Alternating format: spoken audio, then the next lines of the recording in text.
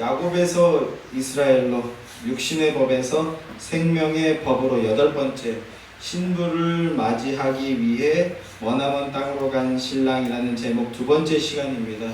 지난주에 이어서 계속해서 이 말씀 함께 오늘 상고해 보도록 하겠습니다. 야곱 스토리를 배우고 있습니다. 야곱 스토리를 통해서 하나님의 구원하심에 대해서 지난주에 이어서 말씀을 나누고 있습니다. 야곱을 통해서 보게 되는 하나님의 구원은요, 구원이 하나님의 예정으로부터 시작된다. 하나님의 예정부터 시작해서 전적 타락, 전적 무능의 존재들, 즉 자아 숭배의 존재인 인간들을 하나님 나라 백성으로 거듭나게 하는 거듭남의 비밀에 대해서 배워나가고 있는 것입니다. 성경은요, 인간을 전적 타락, 전적 무능의 존재로 묘사하여서 말씀합니다. 성경이 말씀하는 인간은 전적으로 타락한 존재, 전적으로 무능한 존재인데요. 그러면 이 성경이 말씀하고 있는 전적 타락, 전적 무능이란 무엇이냐 하면, 인간은 아무것도 할 줄 모르는 바보 같은 존재, 무능한 존재라는 뜻이 아니라 오히려 그 반대입니다. 인간은 거대한 문명을 일으켜냈죠.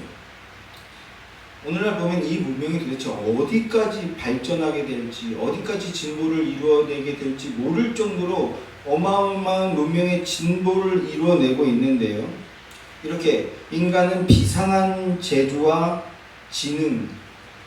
지능을 가지고 있습니다. 그래서 오히려 하나님께 나아가지 못하고 하나님과 멀어지게 되는 게 바로 인간이라는 겁니다. 민경우라는 사람이 있어요. 혹시 아십니까? 현재 대한연대라는 시민단체에서 시민운동가로 활동하는 그런 사람입니다. 그런데 이 사람이 누구냐면 1980년도, 정확히 80년대에 서울대 총학생회 회장이었던 사람입니다. 총학회장. 이게 무슨 말이냐? 이 말이 무슨 의미냐면, 80년대 서울대 총학생회장이었다라는 이 말의 의미가 무엇이냐 하면, 김일성을 추종하고 북한과 같은 공산주의 체제, 공산주의 사회가 지상낙원이라는 것을 믿으며, 그래서 이 대한민국은 무너뜨려져야 된다. 대한민국 체제는 무너뜨려져야 된다고 믿는 단체의 총대장이었다는 뜻입니다. 20대, 30대 젊은 시절을 대한민국 체제를 전복시키는 것을 꿈꾸며, 그래서 청춘을 다 바친 그런 사람들의 모임의 수장이었다라는 뜻입니다. 오늘날은 많이 순화해서 그런 사람들을 뭐라고 부릅니까? 운동권 출신이다, 이렇게 부르죠. 서울대, 연세대, 고려대부터 시작해서 전국의 가장 높은 학벌을 가지고 있는 대학교에서 공부 잘한다고 하던 청년들이 다 이런 데 가입해서 이런 활동을 했었습니다. 이 사람이 이제 전향을 했다고 하는데, 그래서 오늘날 통칭으로 좌파에서 우파로 왔다고 이제 스스로 얘기하면서 좌파를 공격하는 그런 활동을 하고 있는 사람인데요. 근데 이 사람이 자기가 마지막으로 가장 열심히 활동했던 활동이, 반체제 활동이 뭐였냐 하면 자기 고백이에요. 광우병 시위 주도하는 게 자기 마지막 활동이었다라고 합니다. 이명박 대통령 시절이죠. 이명박 대통령 시절에 한국과 미국이 1대1로 자유무역협정이라는 것을 맺게 됐습니다. 이게 한국에게 엄청난 이익을 가져다주는 중요한 계기였는데, 그런데 여기에 반기를 든 거예요. 그러면서 그때 전면에 내세웠던 반체제 활동이 뭐였냐면, 기억하시는 분들 계실지 모르겠습니다만 광우병 사태였습니다. 광우병 사태가 뭡니까? 미국산 소고기 먹으면 뇌에 구멍이 나서 죽는다 라는 거였습니다. 광화문에 그때부터 어마어마한 사람들이 모이기 시작했어요. 전국에서 어마어마한 사람들이 모여서 반체제 활동, 시위를 벌였습니다. 그래서 나라 전체가 발칵 뒤집어졌었죠. 그래서 급기야 당시 대통령이 대국민 사과를 하는 사태까지 벌어지게 된 게 광우병 사태인데, 그런데 여러분 한번 여쭤볼게요. 지금 미국산 소고기 먹어서 뇌에 구멍이 나서 죽은 사람이 있습니까? 없습니까? 여러분 어떠세요? 혹시 미국산 소고기 보면 막 끔찍하고 두려워서 멀리 하시는 분 혹시 계십니까? 아니죠. 없어서 못 먹죠. 저도 돼지보다 소고기 쪽인데 없어서 못 먹지. 뭐 미국산이든 어디든 지금 주면 뭐 생으로라도 먹을 판이에요. 그런데 그거 먹으면 죽는다. 그것 때문에 온 나라가 뒤집어졌었습니다. 아직도 잘 모르시는 분들이 있더라고요. 아직도. 광우병 사태는 순수하게 대한민국이 잘 되는 것을 막는 것이 목표인 사람들의 거짓 선동이었습니다. 최초의 MBC의 무슨 고발 프로그램에서부터 시작했는데 그것부터 완전히 거짓이었어요. 그 소고기 골다공증 걸린 소고기의 영상을 광우병 걸린 소라고 속여서 그것부터 시작해서 이제 선동이 시작된 건데 1부터 10까지 완벽하게 거짓이었습니다. 그런데 아직도 모르는 사람들이 있어요. 처음부터 끝까지 다 거짓이었던 거짓 선동이었는데 여기에 청춘을 바쳤다는 거예요. 이게 사실이냐 거짓이냐 중요하지 않았대요. 자기 얘기입니다. 그저 이명박 정권이 잘 되는 걸 무조건 막는 거예요. 대한민국이 잘 되면 안 되는 나라이기 때문에. 그 사람은 고백입니다. 자, 어쨌든 그런데 이 사람이 이 세상이 변하게 되는 것을 보게 된 거예요. 자기가 신봉하던 어떤 신념 체계가 뭔가 잘못되었구나라는 걸 깨닫게 됐다라는 겁니다. 그래서 점점 이제 그 체제에서 멀어지게 되는데, 그런데 결정적으로 자기가 완전히 돌아서게 된 계기가 지난 정권에 자기들이 같이 공산주의 사회를 꿈꾸며 같이 활동했던 옛 동료들이 이제 권력을 차지하게 됐는데 너무나 부도덕하고 너무나 파렴치한 일들을 저지르는 것을 보면서 완전히 돌아서게 되었다 라는 게 그 사람의 고백이에요. 그래서 이제 사회주의자들, 특히 운동권 출신 자기 또래 사람들이 파렴치한 범죄를 고발하고 싸우는 것이 지금 그 사람의 주요 활동인데요. 근데 너무 늙었어요. 이제 늙었어요. 젊은 청춘에 거짓 퍼뜨리고 싸우고 반목하게 하는데 모든 에너지를 다 쓰고 이제 더 이상 젊은이들에게 영향이 없습니다. 또 다른 밥벌이 하는 거라고 저는 그렇게 생각합니다. 이게 좀 과한 얘기일 수 있지만 자기 옛날에 운동권이라는 게 일종의 경력이 돼서 반운동권 인사로 그걸 또 경력 삼아서 하는 그런 모습들을 저는 그렇게 보고 있습니다. 젊은이들한테 기회를 줘야 돼요. 어쨌든 그런 민경우 씨가요, 한 보수주의 강연에서 이렇게 고백을 했습니다. 자기는 루소와 마르크스를 신봉하던 사람이다, 이렇게 표현합니다. 루소와 마르크스의 사상을 신봉한다는 건 뭐냐면 인간의 절대 이성을 신뢰한다라는 거예요.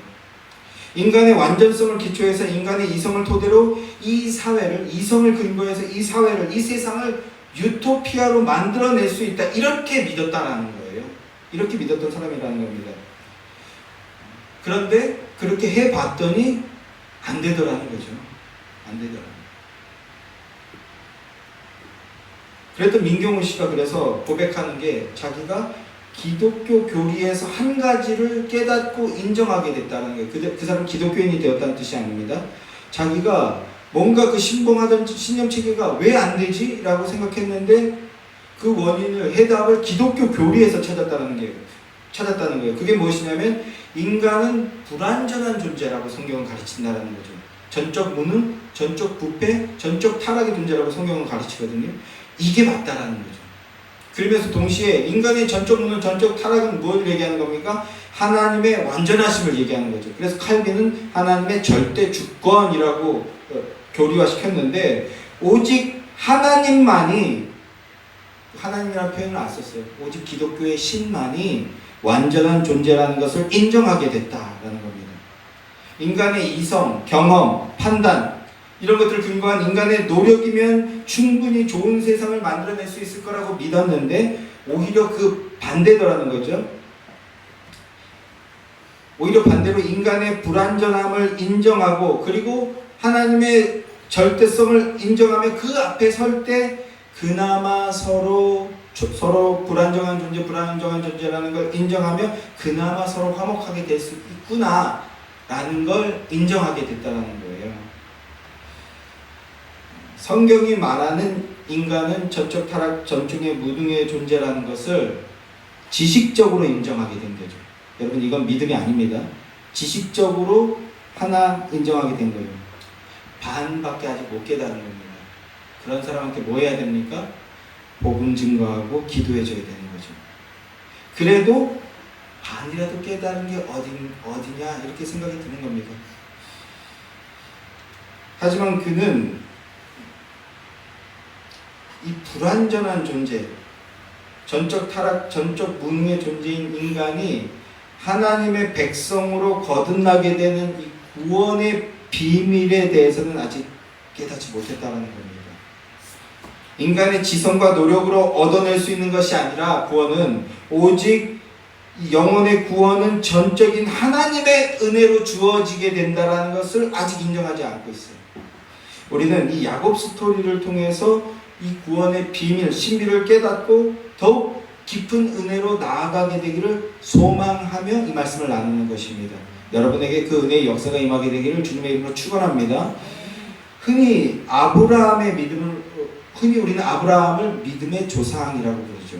아브라함으로부터 이제 구원함의 언약을 통해서 구원함이 시작된다는 걸 하나님이 보여주신 겁니다. 그래서 우리가 믿음의 조상이라고 말을 하는데, 믿음으로 하나님 백성 되는 것의 첫 시작이 아브라함이었다면, 그러면 야곱은요, 여기서 조금 더 심화된 거죠. 지극한 장하 숭배의 존재가 결국엔 하나님의 전적인 은혜로 결국엔 거듭나게 되고 하나님 나라 백성이 되어지는 것의 첫 모범으로 등장하는 것이 야곱이라고 할 수 있습니다. 구원함의 상징이죠. 그래서 지난 시간에 이어서 오늘 계속해서 말씀을 나누게 되는 내용이 바로 그러한 내용들인데요. 아내를 얻기 위해 먼 땅으로 떠나온 야곱의 스토리가 바로 언약의 사람 안으로 들어가게 되는, 언약 안으로 들어가게 되는 연합, 하나됨, 구원의 이야기라는 것입니다. 야곱과 야곱의 아내가 되는 라헬이요, 야곱이 사랑하게 되는 여인이 라헬이죠. 야곱이 사랑하게 되는 이 여인과 어디에서 만났습니까? 우물에서 만나게 됐습니다. 우물이 어떤 곳이라고 말씀드렸어요? 세상의 필요와 욕구를 충족하는 세상 나라의 총화로서 등장하는 게 우물이라고 말씀을 드렸죠. 이 우물에서 두 사람이 우연처럼 만나게 됩니다. 우연처럼 만났지만, 그러나 여러분, 이 세상에는 우연은 없습니다. 육신의 법을 따라 사는 사람들의 눈에는 이러한 일들이 우연처럼 보여지겠지만, 그러나 성도는 그 속에 하나님의 섭리가 있음을 보고 믿는 자들이 바로 성도입니다. 성도의 눈에는 하나님의 인도하심 속에 필연처럼 신랑과 신부가 만나게 되었다라는 것입니다. 이것이 우리에게는 구원의 신비를 가르쳐주고 있는 것이라고요. 라헬이 우물가에서 만난 남자는요, 겉으로 보기엔 어떠했습니까? 그 행색이 초라했을 겁니다. 거짓골로 하고 나타났을 거예요. 그래서 얼마나 힘들었으면 라헬을 보자마자 울음을 터뜨렸다고 얘기하잖아요. 거짓골이었을 겁니다. 그러나 눈에 보이는 모습은 거짓골이었을 수 있지만, 그러나 야곱은 어떤 사람입니까? 언약 안으로 이끌어주는 사람입니다. 하나님이 야곱과 언약을 맺으셨어요. 그 언약 안으로 이끌어주는, 언약의 사람으로 만들어주는 바로 그런 신랑을 맞이하게 된 겁니다. 여러분, 이게 인생이 이 땅에서 얻게 되는 최고의 복입니다. 이 복을 누리라는 겁니다. 신약으로 치면 이렇습니다. 복음의 사람을 배우자로 만나게 되는 거예요. 구원의 믿음이 복음에서부터 온다는 것을 믿는 사람을 배우자로 만나게 되는 겁니다. 십자가 복음을 믿고 예수 그리스도를 구주로 고백함으로 그리스도의 생명의 법을 따르는 자를 남편 혹은 아내로 맞이하게 되는 것, 이게 인생에서 얻게 되는 최고의 복이라는 겁니다. 복음을 믿고 고백하는 것, 언약 안으로 들어가는 것이죠. 그것을 그리스도와 연합이라고 합니다. 연합. 복음의 원리를 따라 살아가는 자들이 되는 겁니다.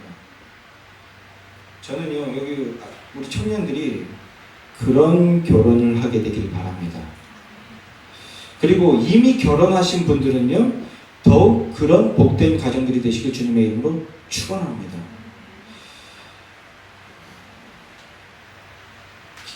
결혼이란 연합입니다. 연합. 기독교에서 말하는 연합이 반 무릎을 꿇고 청혼하는 거죠. 내 반을 드리겠습니다. 그러면서 반이 합쳐져서 하나를 이루는 이 연합이 결혼입니다. 성경에서부터 이런 원리가 나오는 거예요. 그런데요, 오늘날 젊은이들의 결혼을 보면요, 이 언약 안에서 하나로 묶이는 이 연합의 개념이 점점 더 파괴되어지는 것들을 보게 됩니다. 결혼조차도 연합이 아니고 연대가 되는 거예요. 연대하자라는 건 기독교 개념이 아니라는 말씀을 제가 수차례 드렸죠. 그러니까 교회에서 어떤 메시지를 내느냐가 너무너무 중요합니다. 이 시대에 예수를 믿든 믿지 않든 이 젊은이들마저도 결혼이 연합이 아니고 연대의 개념으로 변질되어 가는 것을 보게 됩니다. 연합은 하나 되는 거예요. 하나 되는 것. 내 육신의 의가 녹아지고 서로에 녹아져 다시 하나로 뭉쳐지는 상태. 그래서 신혼 초기에는 아주 그냥 지긋지긋하게 싸우는 일들도 벌어지는 겁니다. 그것 자체가 잘못된 게 아니에요. 그걸 어떻게 해결하느냐가 중요한 건데, 제대로 싸우지도 않으면 그게 더 문제입니다. 그래서 제가 젊은이들한테 잘 싸워라 이렇게 얘기하는데, 그리스도와의 연합이 복음이 없는 사람들은 잘 이해를 못하는 것 같더라고요.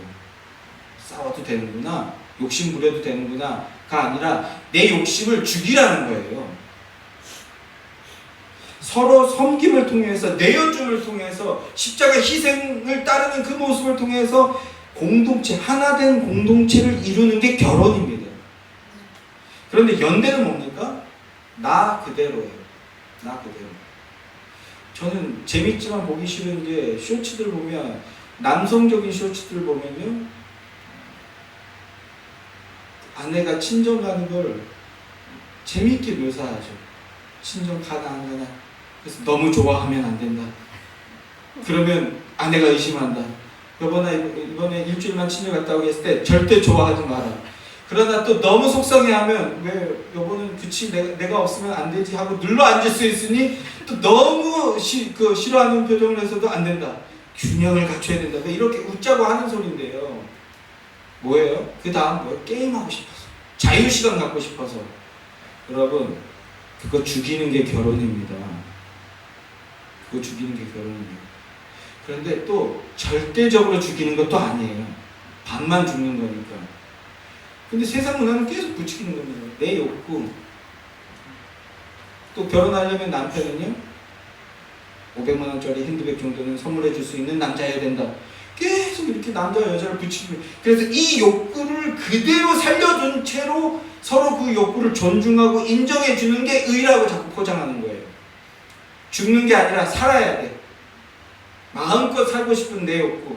그래서 나 그대로, 너 그대로인 채로 만나는 게 뭡니까? 연대예요. 그러니까 어떤 이해타산, 이거를 서로 존중해 주면서 만나는 것, 이게 현대의 결혼이라는 건데요. 아니에요. 그건 결혼 아닙니다. 그래서 그 이해타산이 맞지 않으면요, 문제가 생기면요, 알고 보니까 아내가 이전에 빚이 많아. 결혼하기 전에 방만한 삶을 살아서. 그럼 뭐라고 얘기합니까? 이혼해 라고. 아니라고. 그건 진짜 결혼이 아니라고. 여자는요, 또 남자가 알고 보니까 뭐 게임에 미쳤어, 현질에 미쳤어, 취미에 미쳤어. 그럼 뭐라고 해요? 가정을 돌보지 않고 막 취미생활 하느라고 미쳤어. 잘못됐어요. 그런데 뭐라고 얘기합니까? 그럼 이혼해. 연대했기 때문에 쉽게 이런 얘기하는 겁니다. 그건 결혼이 아닙니다. 나도 죽고 너도 죽는데 예수의 의만 살아나서 같이 사랑함에 이르는 그 길로 가겠다라는 거예요. 그 준비가 되는 게 청년식인 겁니다. 청년시기에 자꾸 그걸 부정하게 만들죠. 세상 문화는. 더 마음껏 살아라. 더 하고 싶은 거 해라. 우리는 그래서 세상 미디어를 경계해야 됩니다. 전혀 동의하시지 않는 것 같은 표정이어서 제 마음이 아프네요. 그래서 결혼식을 보면요, 저는 그렇게 느낍니다. 마치 무슨 만몬 축제를 보는 것 같아요. 만몬 축제. 춤추고 노래하는 퍼포먼스가 목적인 거예요. 결혼식의 목적이. 결혼식이 뭡니까? 증인들 불러놓고 나의 반을 죽이고 상대의 반을 죽여서 우리가 하나로 연합하겠습니다. 반지의 의미가 뭐예요? 그 족쇄 채우겠다라는 거죠. 내가 자발적으로 그 족쇄를 차겠습니다라는 그것을 만인 앞에 공증하는 게 결혼식인데, 그런데 그런 의미, 이제 주례 뭐 시간 빼먹고 고루한 얘기하고 꼰대 같은 얘기나 하고 주례는요 그게 아니에요. 주례사가 목표가 아니라 너희 둘이 그 언약을 이루겠다라는 걸 내가 주 예수의 이름으로 공증한다라는 그 개념이에요. 근데 결혼식에 그거부터 빼버렸죠. 그리고 막 춤추고 노래하고 환호하고, 결혼식 복장도 점점 얄딱시꾸려져요. 하져 입고 나를 드러내려고. 이런 축제로 변질되었는데요. 그게 아니라는 겁니다. 그건 참된 결혼이 아니라는 거예요. 우리가 복음을 계속 세상에 외치고 증언해야 될 이유가 바로 여기에 있는 겁니다. 그런데 우물가에서 여인을 만나 신부를 맞이하게 되는 이것은 뭡니까? 신랑이신 그리스도와 신부인 교회가 연합하게 되는 것. 참된 하나됨을 나타내는 거라고요. 하나되는 구원 역사를 미리 보여주고 있는 그 말씀인 겁니다. 여기에서부터 우리 출발하게 되는 겁니다. 아버지의 집을 떠나 머나먼 곳으로 온 신랑은 천상의 보좌를 떠나 죄인들이 있는 이 땅으로 오셨지만 나그네의 초라한 행색으로, 그래서 흠모할 만한 것이 아무것도 없는 별 볼일 모습으로 온 하나님 아들을 보여주고 있죠. 희미하게 힌트하고 있습니다. 그리스도의 모습을 모형하는 겁니다. 흠모할 만한 것이 없는 그 모습을 사람들은 거부하지만, 그런데 우리 주님은 어떻습니까? 끝끝내 그 신부를 품어내는 겁니다. 자기를 거부하고 자기를 배신하는 그 아내를 끝까지 사랑해서 생명의 사람으로 뭐합니까? 변화시키는 겁니다. 이게 결혼입니다. 이게 결혼. 그래서 우리 부모들은요 인내했어요. 많이 말씀드립니다만 저희 모친이 가진 거 아무것도 없고 딱 하나 뭐 있었습니까? 예수 그리스도밖에 없었습니다. 근데 정말 지긋지긋하고 오늘날로 치면 진짜 큰 난리가 날 그런 가정폭력이 있던 가정이었어요. 예수 믿는 거 핍박하고. 그래서 저도 이혼해라. 그 정도면 이혼하는 게 맞다. 대단히 무슨 지혜로운 척했지만 반푼입니다. 반푼입니다. 처음에 그래서 도망갈 능력이 없다라고 생각했어요. 그게 아니에요. 십자가의 사랑이 있기 때문에 인내한 겁니다. 마지막엔 어떻게 했어요? 사랑하는 사람으로 만들어냈어요. 그게 진짜 결혼입니다. 예수 안에 있는 자만 보여낼 수 있는 진짜 사랑을 보여준 겁니다. 어디서 까불어요? 그러니까 제가 누구한테 까봅니까? 오직 예수만 붙드는 거죠. 육체의 법이 아닌 생명의 법을 따르는 자로 변화시켜버리는 겁니다. 이게 결혼이고 이게 구원이라는 겁니다. 이게 구원. 이 구원이 바로 우리에게 생명의 복인 겁니다. 결혼이 가지는 내용이 바로 이것이라는 겁니다. 그래서 그리스도 안에서 연합된 자란 그리스도의 사랑을 따라 가족과 공동체를 사랑하며 섬기고 그리스도의 형상으로 함께 지어져 가는 겁니다. 이게 예수의 교회인 겁니다. 아멘이십니까? 우리 예수의 교회를 놓고 이것을 꿈꾸고 간구해야 되는 거죠. 사랑하는 성도 여러분, 그 구원에 참여하는 복된 자들이 되시길 주님의 이름으로 축원합니다. 그런데 이 야곱의 스토리 안에는요, 그리스도를 신랑이신 그리스도를 모형하지만 동시에 전적 타락, 전적 무능의 존재가 스스로의 힘으로 자신을 구원해내려는 인간의 어리석음 또한 담고 있습니다. 내 힘으로 나를 구원시키겠다. 나를 지키겠다. 이런 내용을 담고 있습니다. 사실은 그게 전적 타락, 전적 무능의 모습이거든요. 야곱이 라헬을 사랑했다고 합니다. 그래서 무려 14년을 버텨냈습니다. 라헬을 아내로 쟁취해낸 겁니다. 이 혼인은 하나님의 은혜의 구원이 아닌 인간의 자기 욕망과 자기 세계의 확장이라는, 이게 연대의 개념이죠. 자기 세계의 확장이라는 여전한 육신의 법, 육신의 어리석음을 담고 있습니다. 인간의 불가능성이 여전히 담겨있는 게 야곱의 스토리라고요. 성경에서 사랑하는 여인을 품어 구원하겠다는 인간의 자기 구원의 시도를 잘 보여주고 있는 또 하나의 인물이 있습니다. 결혼하는 것을 통해서 구원하지만 육신의 법을 통해서 그걸 이루어내려고 하는 그런 인물 누굽니까? 바로 삼손입니다. 삼손과 들릴라의 사랑 이야기. 여기 대부분은 모르실 만한 노래인데 예전에 조용남이라는 가수가 딜라일라라는 노래를 불렀죠. 이게 바로 그 성경에 들릴라라는 거 알고 계셨습니까? 왜 나를 사랑하면서 왜 나를 버렸지? 이렇게 노래하는 거거든요. 그 설교 준비하면서 다시 찾아봤더니 당연히 번안곡이더라고요. 60년대 미국 노래를 번안했던 거더라고요. 들릴라 왜 나를 버렸어요? 그러니까 그 당시에 이런 걸 유추할 수 있습니다. 기독교적인 내용이 주류였던 시절이거든요. 그래서 여기서 벗어나면 안 되던 그게 은혜였어요. 사실은 사회 전체에 은혜의 벨트가 있어서 여기에서 벗어나는 것을 경계하던. 조금 더 멀리 가면 예전에 60년대 후반에 삼손과 데릴라라는 그 헐리우드 영화가 있었습니다. 이만한 영화가 아직 안 나와, 이제는 안 나오더라고요. 이제 안 나올 것 같습니다. 못 나올 것 같습니다. 어렸을 때 봤을 때는 몰랐는데 그래서 이번에 어렵게 그 영화를 다운했어요. 그래서 몰랐던 걸 하나 알았는데 극장에서 상영하는데 만든 제작자가 맨 처음 영화에 나오더라고요. 그러면서 이런 얘기를 하더라고요.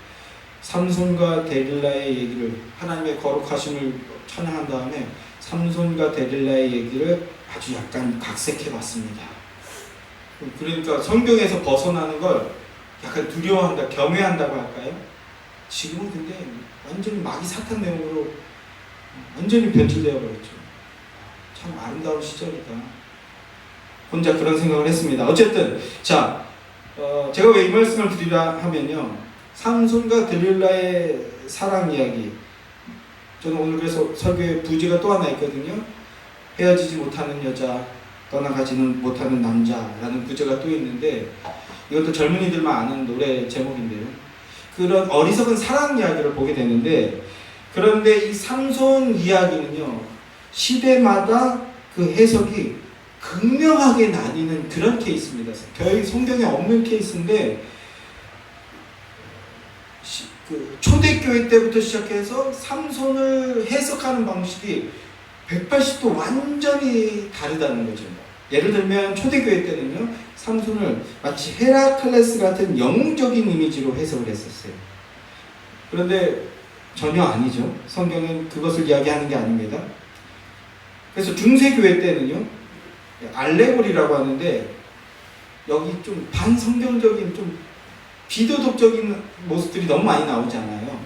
이게 다 해석이 안 되는 거예요. 그래서 알레고리, 비유적으로 해석했습니다. 그건 무슨 의미가 있고 그건 무슨 의미가 있고, 그런 비유적인 함의가 없는 것은 아니지만 그렇게 해석하다 보니까 또 성경에서 멀어지죠.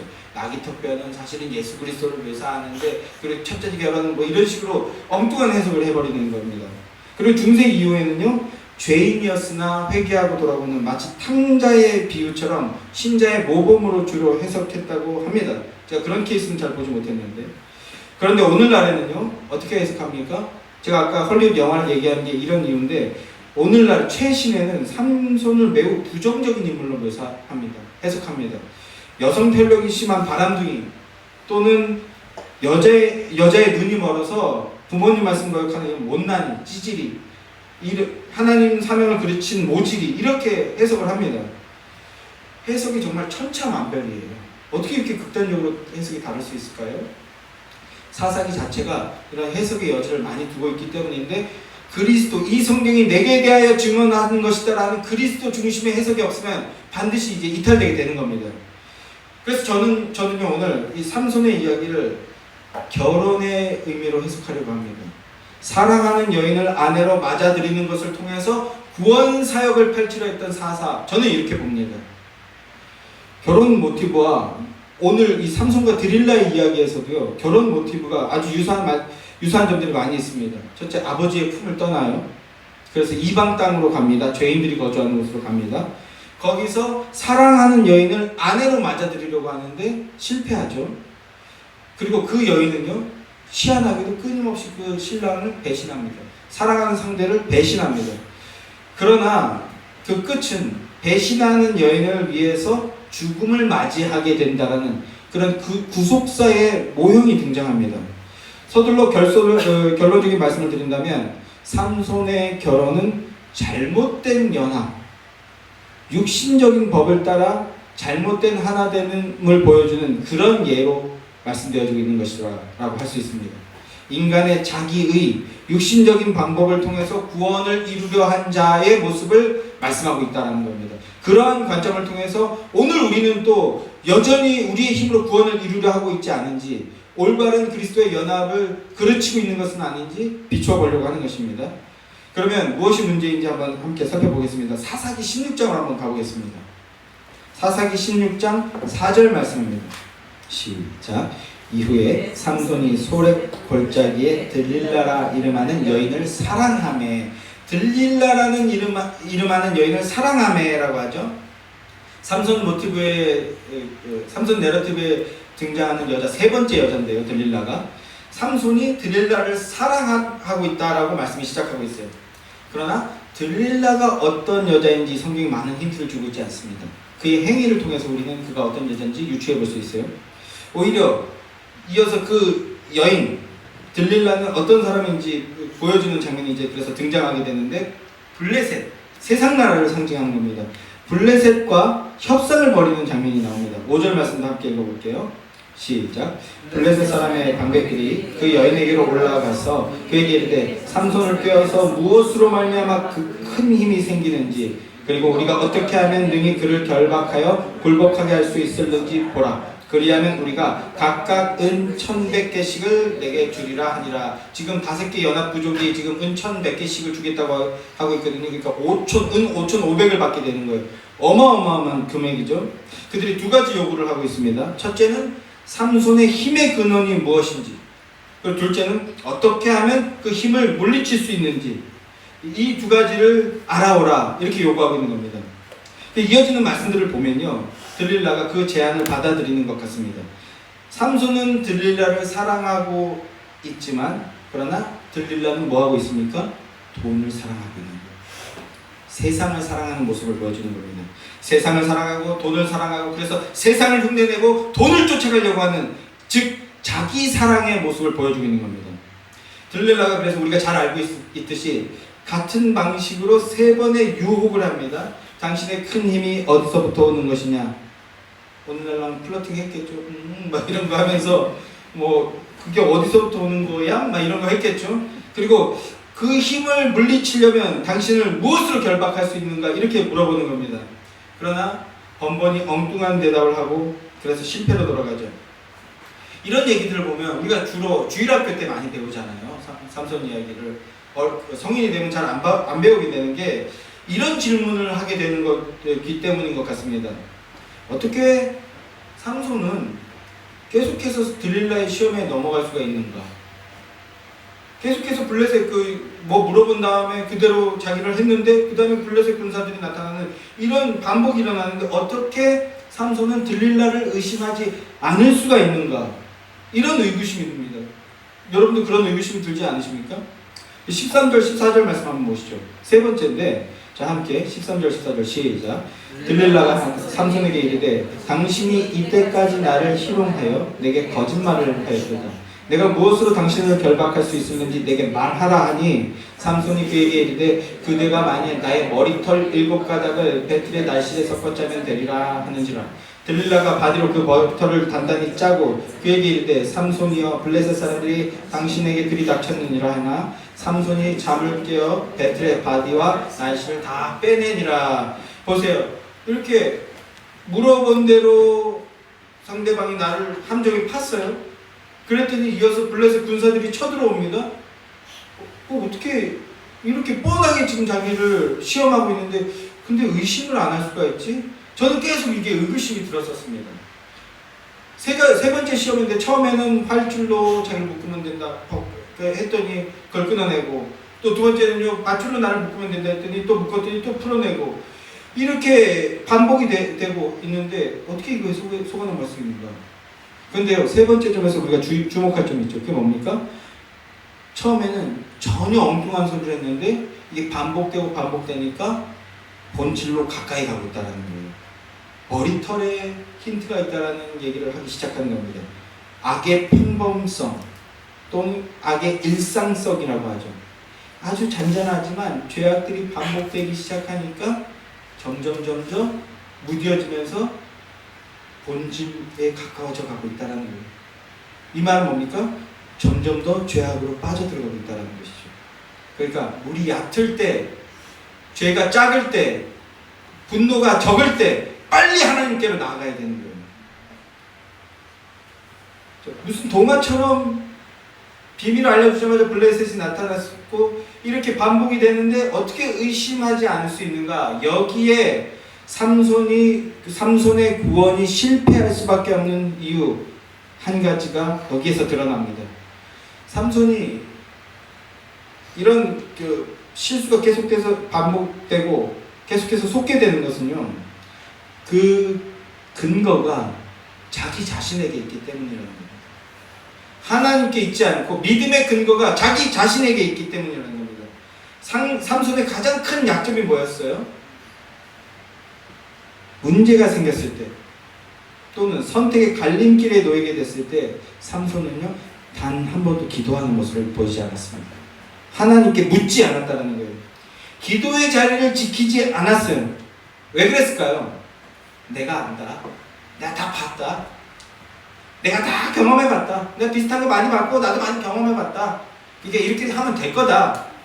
기도하지 않고 자기 경험을 앞세우고 있는 거죠. 자기를 신뢰하고 있는 겁니다.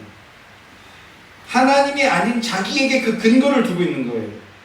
그러니까 사망의 세력에게 점점 더 잠식당하면서 죄의 운동에 점점 더 들어가고 있지만 자기 경험, 자기 힘, 자기 판단으로 능히 이겨낼 수 있다라고 믿고 있었다라는 겁니다. 이게 죄의 가장 결정적인 원인입니다. 넘어지는 결정적인 원인. 제가 사석에서도 간혹 얘기한 적이 있는데 유튜브에 그런 영상이 있어요. 어떤 할머니가 보이스피싱에 사기를 당하기 직전입니다. 근데 그 모습이 보니까 지금 딱 봐도 보이스피싱에 사기를 당해서 지금 뭐 갑자기 막 몇천만 원 되는 돈을 인출하려고 하니까 의심이 드는 거예요. 그래서 이거 왜 이렇게 하시는 거예요? 물어봤더니 자기가 이번에 지금 이거를 빨리 입금을 해야 되는데 입금을 하지 않으면 큰일이 벌어진다. 딱 봐도 보이스피싱이잖아요. 그래서 주변에서 막 만류를 하는 거예요. 할머니 이거 보이스피싱 같아요. 이거 지금 인출하지 말아보세요. 아니라고. 근데 오히려 할머니 아니라고. 내가 그 사람 직접 만났고 내가 직접 얘기 들었는데 절대 보이스피싱 아니라고. 그래서 급기야 이제 경찰들을 막 부르는 겁니다. 할머니가 지금 보이스피싱 사기 당하는 것 같은데, 그런데 할머니가 말을 안 듣고 자꾸 돈을 인출하려고 합니다. 그래서 경찰들이 와서 다시 물어봅니다. 이거 지금 보이스피싱 같은데 근데 이거 누구한테 들었어요? 이거 인출하시면 안 됩니다. 이러는데 할머니가 뭐라고 얘기하죠? 아니다. 내가 그 사람한테 내가 직접 들었다. 내가 직접 봤다. 그 통장을 내가 직접 봤다. 그 뭐라고 해요? 할머니 그게 사기예요. 그런데 끝까지 할머니가 무슨 소리 하는 거예요? 내가 그 사람한테 직접 얘기 듣고 그 통장 직접 봤어요. 지금 입금하면 자기가 큰 돈을 받게 되게 생겼거든요. 그래서 끝까지 만류하려고 하는데 주변에서 경찰하고 주변 지인하고 은행 직원이 와서 일단 그러면 확인을 해봅시다. 겨우겨우 뜯어 말려서 나중에 보니까 보이스피싱 맞았고, 그래서 할머니가 아이고 인터뷰하는 게 이분들 아니었으면 내가 큰 손해 볼 뻔했다. 한 7천만 원인가 8천만 원인가 되는 돈을 지금 인출해서 넣고 이체하려고 큰일 날 뻔했다라는 거예요. 한 30분짜리 영상인데 보는 내내 그 고구마 몇 개 먹었다고 답답해가지고, 할머니 그 사람이 사기꾼이고 그게 사기입니다 라고 하는데 내가 봤다. 무슨 말 하는 거냐? 내가 직접 듣고 내가 봤다. 그 판단의 근거를 자기 자신에게 두고 있으니까 사기를 당한다 이렇게 된다는 거예요. 마치 그런 것처럼 하나님이 아니라 하나님을 믿는 나, 하나님 언약을 받았다는 나, 자기 자신에게 근거를 두니까요, 눈에 뻔히 보이는 이 들릴라의 시험과 유혹에 빠져들어가서 결국 휩쓸리게 되더라라는 거죠. 여기서 우리는 어떠한지 내 근거를 어디에 두고 있는 건지 자문해 봐야 되는 거죠. 성도란 그 근거를 하나님께 둔 자들입니다. 인간의 유한성, 전적 타락, 전적 무능의 존재를 인정하고 자력 구원의 불가능성을 인정하면서 동시에 하나님의 전능성을 믿고 의지하면서, 그래서 그 뿌리를 하나님에 두는 자들, 그래서 하나님께 나와서 기도하고 묻고 구하는 자들, 그게 성도라는 겁니다. 우리는 연약합니다. 제가 20대 때 저도 그래도 뭐 하나 잘하는 게 있었을 거 아니에요. 좀 뭔가 괜찮은 게 있었을 거 아닙니까? 근데 이제 돌아와서 보니까 정말 작은 재능이더라고요. 정말 작은 재능. 그나마 그걸 어떻게 발전시키는지를 몰라가지고 헤매다가 20대가 끝났어요. 그때는 이 재능을 믿고 막 이것저것 덤볐는데 그 과정에 오류는 둘째치고 지금 와서 보니 그 재능이라는 게 정말 작은 거구나. 그리고 유한하구나. 이 젊음이라는 게 유한하구나.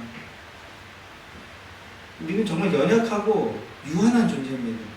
그래서 성도는요, 매주일 교회로 나와서 예배를 드리는 겁니다. 근거를 하나님께 두며 하나님의 은혜로 살아갈 존재라는 걸 재확인하는 겁니다. 이게 뭡니까? 이게 성도가 누리는 복입니다. 삼손의 모습은요, 그 뿌리에서 이탈된 모습입니다. 자기 자신에게 근거를 두고 있었기 때문에. 들릴라가 다시 묻습니다. 네 번째로 또 물어요. 여러분, 악은 참 대단합니다. 절대 멈추지 않아요. 죽기 살기로 합니다.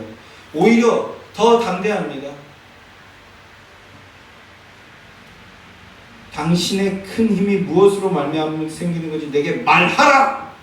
오히려 담대하게 막 사기치는 사람이 더 큰 소리 쳐요. 이번에 국정감사 이런 얘기 하면 안 되지만, 국정감사 보니까 그 최재형이라는 사람, 그 영부인 그 사기친 그 최재형 사람, 오히려 국정감사 하는데 난 잘못한 거 없다. 왜 걸려드냐? 오히려 소리치더라고요.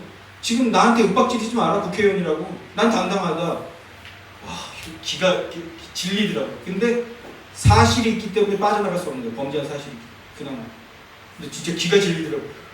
진짜 뻔뻔하네. 와, 이 정도 하면 죄송합니다, 잘못했습니다 할 법도 한데 나한테 소리치지 마라. 오히려 억울하게 당한 사람들은 좀 그런 말 좀 했으면 좋겠는데, 국회의원이라고 큰 소리 치지 마라, 억지 부리지 마라. 정상적인 사람들은 그런 말 안 하죠. 오히려 이 사기꾼이 나한테 겁박하지 마라, 당당하게 큰 소리 치더라고요. 들릴라, 이 악은요 큰 소리 칩니다. 나한테 사기치는 거냐? 네가 나 진짜 사랑하는 거 맞냐? 내게 말하라. 그래서 16절을 보니까 날마다 반복하고 재촉했다고 합니다. 그랬더니 도리어 삼손의 마음이 번뇌하여 죽을 지경이라 이렇게 말씀하죠. 마음이 번뇌하여 죽을 지경이라. 삼손은 이미 그 마음을 장악당했다는 겁니다. 하나님의 새 언약이 들어와야 되는 그 마음이 악으로 장악이 되었다는 거예요. 언약 백성이란 그리스도의 사랑의 마음이 우리 마음 안에 새겨진 자들인 겁니다. 그런데 그 마음 안에 언약이 사라져버리고 사랑이 사라져버리고 오히려 세상 유혹으로 가득 차버렸다는 겁니다. 이 모습은요, 이방나라, 세상 나라를 흠모하며 따르기를 원하는 사사시대의 사람들, 이스라엘 백성들의 모습을 드러내고 있는 겁니다. 폭로하고 있는 거예요. 그리고 동시에 오늘날 우리도 각성을 요구하는 거죠. 그러니까 삼손은 도망쳐야 됐어요. 떠났어야 했습니다. 떠나가야 했습니다. 떠나가서 하나님께로 돌아갔어야 된다는 겁니다. 그러나 세상 유혹에 이미 마음을 빼앗겼기 때문에, 그리고 그럼에도 자기는 자기를 지킬 수 있다라는 이 거짓된 확신에 스스로 사로잡혀 있었기 때문에 떠나가지 않고 자기가 맞서려고 했던 거예요. 그래서 드디어 들릴라에게 17절 보면 나실인 서약에 대해서 드디어 고백하게 됩니다. 만일 머리가 밀리면 내 힘이 내게서 떠나고 나는 약해져서 다른 사람과 같으리라 하니라, 이렇게 비밀을 고백해버렸습니다. 뭡니까? 서원이 깨져버렸어요.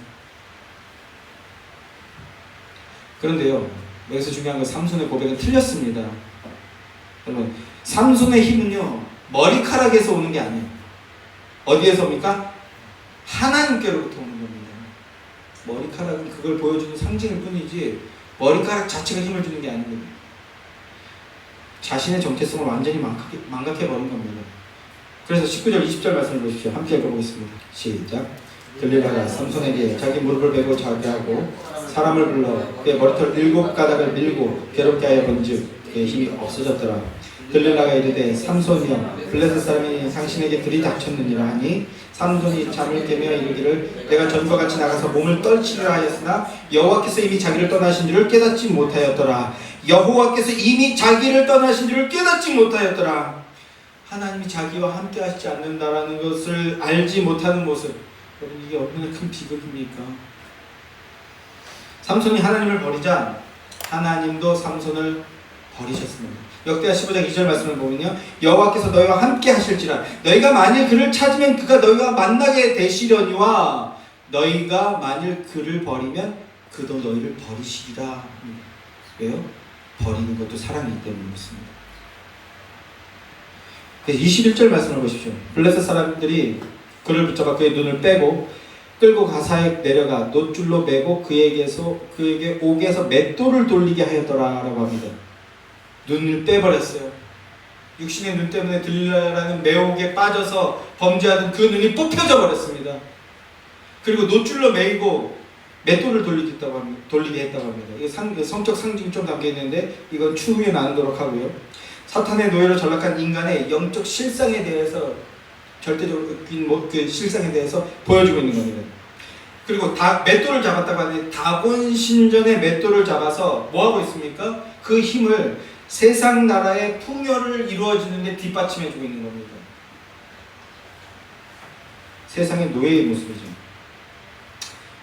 삼손은 자신의 은사로 구원 사역을 펼쳐보고자 했지만 완전한 대실패로 끝나버린 겁니다. 들릴라와의 영적 대결에서 완전히 참패했고 세상 왕의 놀이개로 전락해버렸습니다. 삼손의 사랑은요, 육신적인 사랑이었던 겁니다. 그리고 사랑을 이루려는 방식도요, 하나님의 뜻과 하나님의 방식이 아니라 생명의 성령의 법을 따르는 방식이 아니라 육신의 방식이었던 겁니다. 육신의 방식을 따르는 결과는 육신의 눈을 뽑히고 노예로 전락하게 된다는 겁니다. 들릴라를 사랑했다라는 것은요, 결국 세상을 사랑하게 되었다는 뜻이고요. 구원사역이란 결국 자기 세계에 확장하고 고수하려는 인간의 욕망에 참여하는 범죄였을 뿐이라는 걸 삼손이 보여주고 있습니다. 그리고 그런 삶의 말로는 죽기를 무서워함으로 두려움에 빠졌다는 거예요. 죽기를 무서워함으로 일평생 죄에 매여 종노릇하는 죄에 노예된 삶일 뿐이라는 겁니다. 성도는 여기에서 벗어난 존재들입니다. 삼손이 붙잡혀서 눈이 뽑히고 노예가 된 것은 이스라엘이 붙잡힌 것이고, 그리고 그것은 예수 없이 방황하는 인생들의 모습을 보여주는 것입니다.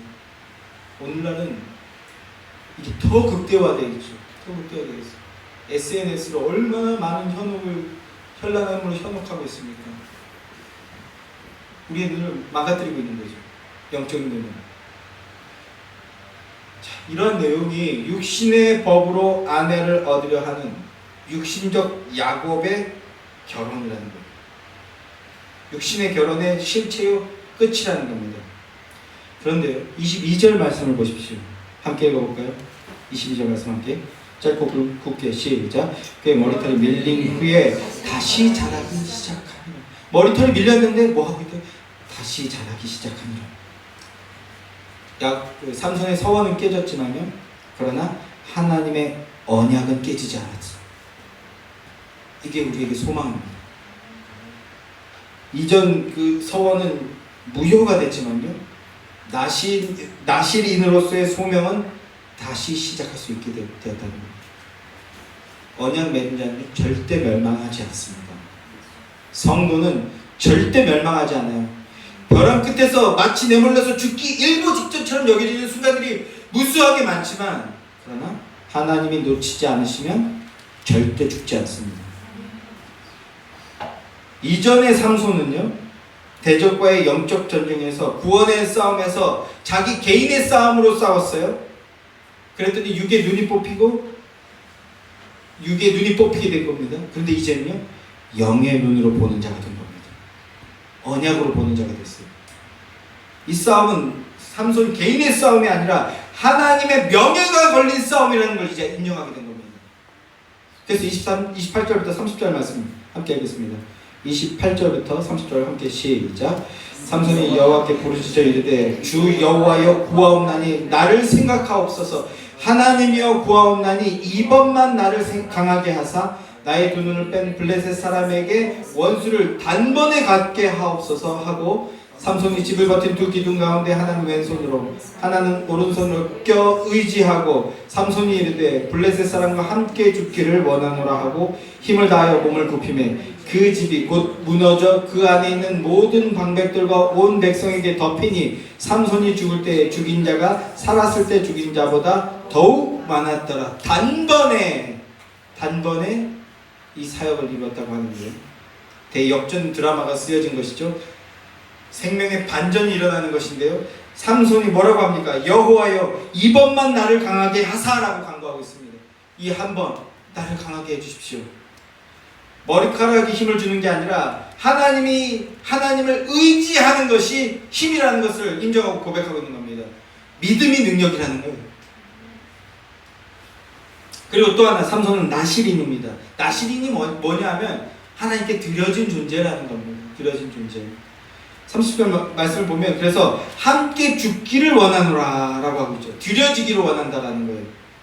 여러분, 앞서도 말씀드렸지만 이게 결혼의 의미입니다. 영적, 육적 의미입니다. 드려지는 것, 함께 죽는 겁니다. 이게 결혼의 원리인 것을 깨닫게 되시기 바랍니다. 삼손이 희생 제물로 드려짐으로 이스라엘이 건짐을 받았습니다. 이스라엘의 죄악을 대표해서 자기를 드렸어요.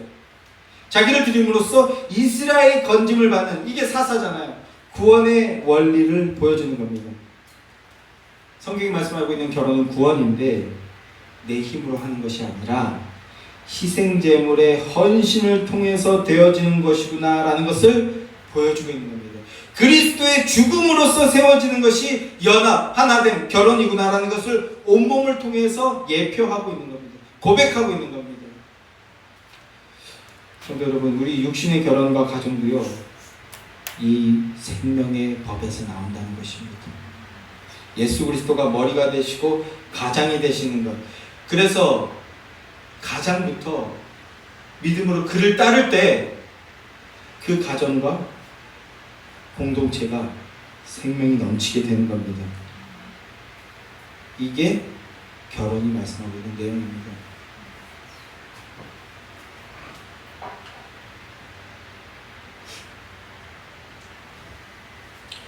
저도요, 유교주의 사회에서 자라났어요. 저희 세대가 마지막 세대인 것 같습니다. 주방에 들어가면 안 되고, 부엌 일이나 그 가사일은 여자들이나 하는 거고. 근데 저희 한 3살 위의 형들은 또 그런 모습도 있어요. 아내한테 잘해주면 안 돼. 실픈 같은 모습. 딱 저희 한 2살 위에부터는 그게 조금 바뀌기 시작합니다. 큰 소리 치는 게 잘하는 거예요. 그래서 심지어 저는 경상도입니다. 강한다! 이렇게 소리 지르는 게 잘하는 거라는 걸 보고 배운, 그러나 아닌 것 같은데 라는 그런 끼인 세대입니다. 근데 보고 배운 게 있어요.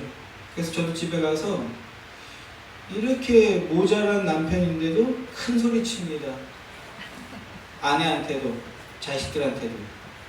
그런데요, 저는 목사입니다. 하나님의 구원의 은혜가 뭔지 경험한 자라는 겁니다. 이 결혼의 의미를 온몸으로 결혼이 말하는 구원을 온몸으로 체험한 자입니다. 그래서 동시에 머리로도 합니다. 제가 큰 소리 칠 때가 아니라 제가 죽어질 때 우리 가정에 은혜와 사랑이 넘치게 된다는 거예요. 육신의 법이 튀어나가서 큰 소리 치는데요, 오히려 망치더라고요. 반대로 하나님의 은혜를 구하며 저 엎드릴 때, 머리 숙일 때 그 가정에 평화가 임하고 생명력이 임하고 원하는 성과들이 나오더라고요. 이거 하라고 우리 부르신 거라는 겁니다. 이렇게 살으라고. 삼손은 자신의 실수와 교만 그리고 죄로 인해 자기의 실수 때문에 고난을 당했습니다. 그러나 우리 신랑 되시는 예수 그리스도는요, 죄 없으신 분이십니다. 우리의 죄를 대신하여 고난당하시고 죽으셨습니다. 하나님의 사랑과 생명을 우리 마음에 부어주는 신랑이 되기 위해서 죽어주신 겁니다. 희생제물 되어주신 겁니다. 우리 신랑이신 예수 그리스도의 십자가 사랑, 그 아낌없는 사랑으로 우리에게 사랑을 부어주셨기 때문에 우리가 그리스도의 신부, 교회가 된 것입니다. 우리는 그 힘으로 살아가는 자들입니다. 우리의 힘과 우리의 열심으로 우리는 구원할 수 없는 자인 것을 믿고 고백하는 자입니다. 자기의 힘으로 뭔가 이루려 할 때 거기에는 생명이 없다라는 겁니다. 그래서 야곱은요 14년 동안이나 죽을 고생을 하고 결혼 생활을 하게 되지만 결혼 생활 내내 반복하죠. 심지어 자식들도 원수처럼 싸웁니다. 삼손도 마찬가지입니다. 자기의 힘으로 구원을 이루려 할 때 밑바닥까지 떨어지게 되는 겁니다. 하나님의 은혜로 구원함을 얻게 되었음을 믿고 고백할 때 진정한 구원을 누리게 된다라는 것을 보여주고 있는 것입니다. 그 구원의 은혜의 역사를 누리시는 여러분들 되길 주님의 이름으로 축원합니다. 그리스도의 순결한 신부로서 우리는 충만한 생명력을 누리고 나누어야 될 자들입니다. 마지막으로 이 말씀하고 마치려고 하는데요. 여러분 그 사랑은요 나누어주고 베풀어주는 사랑입니다. 값없이 받았음을 알기에 값없이 나누어주고 베풀어주는 사랑입니다. 육신의 법으로 살아가는 사람들, 그런 사람들을 보면요 마음 한절 점점 더 심해져요. 여러분 영의 눈으로 보면 계속해서 부추기고 자극하고 선동하고 있기 때문인데 나만을 위해서 살아가라고 얘기하거든요. 그래서 마음 하나 내어주는 것조차도 아깝게 여깁니다. 요즘 또 유튜브 설교 준비하다 보면 계속 그런 영상이 떠요. 미국의 어떤 60대 할아버지 남자가 20대 젊은 아가씨 그 커피숍 점원에게 소리를 지르는데 경찰이 불러서 카메라에 찍혔어요. 근데도 그 영상이 30분 정도 영상인데 30분 내내 소리 지르는 거예요. 네가 사과를 안 했잖아. 경찰이 제지합니다. 당신은 어른이지 않습니까? 겨우 음료수 하는데 왜 이렇게 화를 냅니까? 알았다. 그러다가 또 여자가 나한테 미친년이라고 그랬대. 컵을 던지려고 그랬대. 그랬더니 네가 그 사과를 안 했잖아. 가족들까지 왔어요. 가족들도 때를 불러서 막 소리를 지르는 거예요. 댓글을 보니까 그 영상이 안 나오는데 그 사람이 미국 현지에서 목회하는 목사랍니다. 미국 사람들은 알고 있더라고요. 댓글에서 역시 개도표답다. 소리를 지르는데 경찰이 제지하는데도 계속 소리를 지르고 내 분이 안 풀렸다라는 거예요. 내 분이. 저기 머리 조아리고 무릎 꿇고 나한테 사과해야 되는데 끝까지 안 한다라는 거예요. 음료수가 목적이 아닌 거예요. 나의 주인됨을 인정받지 못했다라는 거예요. 마지막까지 경찰한테 아니 그런데 당신은 나를 왜 두둔 안 하고 저 사람만 두둔하냐. 경찰이 당신은 성인이고 이거는 음료수 문제일 뿐이고 저 사람들이 배상하겠다고 하는데 왜 이런지 모르겠다. 법원으로 출두해라. 같이 이러다 영상이 끝납니다. 너무너무 부끄럽고 너무너무 속이 상하더라고요. 그런데 그게 우리의 모습은 아닌가 돌아보고 따뜻한 말 한마디 내어주는 것, 상대방을 인정하고 존중하고 존경을 보내는 것. 우리는 그런 거에 너무 인색하지 않습니까? 제 베스트 프렌드가 그나마 되게 잘 됐어요. 우리 동창 중에 제 근데 자기가 얼마 버는지 친구들한테 얘기 못한대요. 저한테는 할 수 있고. 저는 너무 좋거든요. 그 친구가 저랑 우리 반에서 꼴등 다투던 친구인데 근데 너무 잘 나가. 그래서 자기 직원한테 연봉 몇 억 준다. 회장님 뭐 이러고. 근데 친구들한테 이런 얘기 하면 시샘한다, 미워한다, 공격한다고. 왜요? 그가 잘 된 게 나를 뺏어서 잘 된 게 아니지 않습니까? 근데 세상 사람들은 그걸로 미워하거든요. 그나마 저를 만날 때 편하다는 거예요. 있는 그대로 인정하고 존중하고. 그게 친구 아닙니까? 세상 사람들은 그러지 않아요. 상대방을 존경하고 존중해주면 힘을 잃는 것 같고요. 심하면 죽는 것 같다라고 느끼는 사람도 있는 것 같더라고요. 죽어 괜찮은 것 같네. 억지로 이유 없는 사랑,